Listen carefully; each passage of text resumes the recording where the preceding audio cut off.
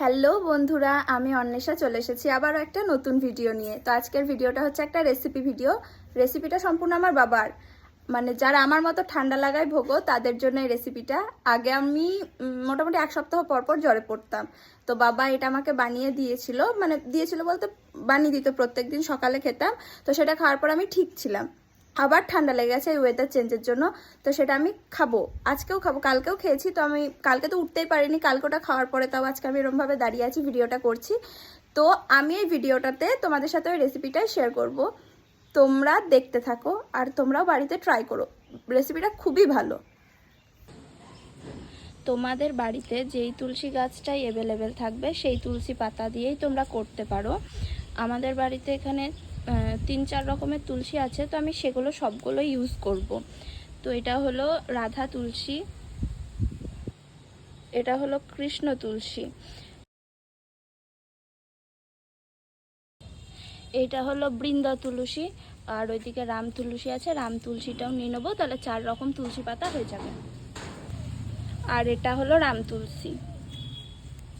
তো এই সব ক্রেডিট আমার বাবার, সব গাছগুলো বাবাই লাগিয়েছে, আমি অকর্মণ্য, আমি কিছুই পারি না। তো আমার বাবা লাগিয়েছে যেহেতু আমারই কাজে লাগে। ঠান্ডা আমারই 365 দিন লেগে থাকে ঘরের মধ্যে। এই যে 4 রকমের তুলসী পাতা আর আদা, এটাকে জাস্ট থেতো করে নেবো। তোমরা চাইলে এটা মিক্সিতে দিতে পারো, বাট এরকম শিলনোড়া দিয়ে থেতো করলে আর কি বেশি ভালো হয়। তো এটা আমি থেতো করে নিই প্রথমে। তো সসপ্যানে আমি পরিমাণ মতন জল দিয়ে দেবো, আর তার মধ্যে দেব এই আদা বাটা আর তুলসী পাতা বাটা। তো এটা আমরা প্রথমেই দিয়ে দেবো, আর আমি দিয়ে দিলাম গোলমরিচ। ব্যাস, এবার এটাকে আমরা ফোটাতে থাকবো। অনেকটা ফোটাতে হবে, যতক্ষণ না যতটা জল দিয়েছো তার হাফ হয়ে যাচ্ছে ততক্ষণ এটা ফুটতে থাকবে। এই যে এটা কমপ্লিট ফুটে গেছে, যতটা জল দিয়েছিলাম তার হাফ হয়ে গেছে। এটা ছাঁকনি করে ছেঁকে নেব। গ্লাসের মধ্যে ঢেলে নিলাম মধু,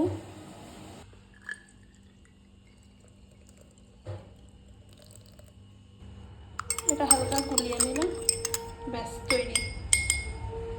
এটা তোমরা দিনে একবারও খেতে পারো, আবার এটা তোমরা দিনে দুবারও খেতে পারো। কেউ যদি সন্ধেবেলায় চা খাও, চায়ের জায়গায় তোমরা এটাও খেতে পারো। মানে ঠান্ডা লাগা সত্যি কথা বলতে 1 দিন বা 2 দিনের মধ্যে একদম প্রপার ঠিক হয়ে যায়। তো ট্রাই করে জানিও তোমরা।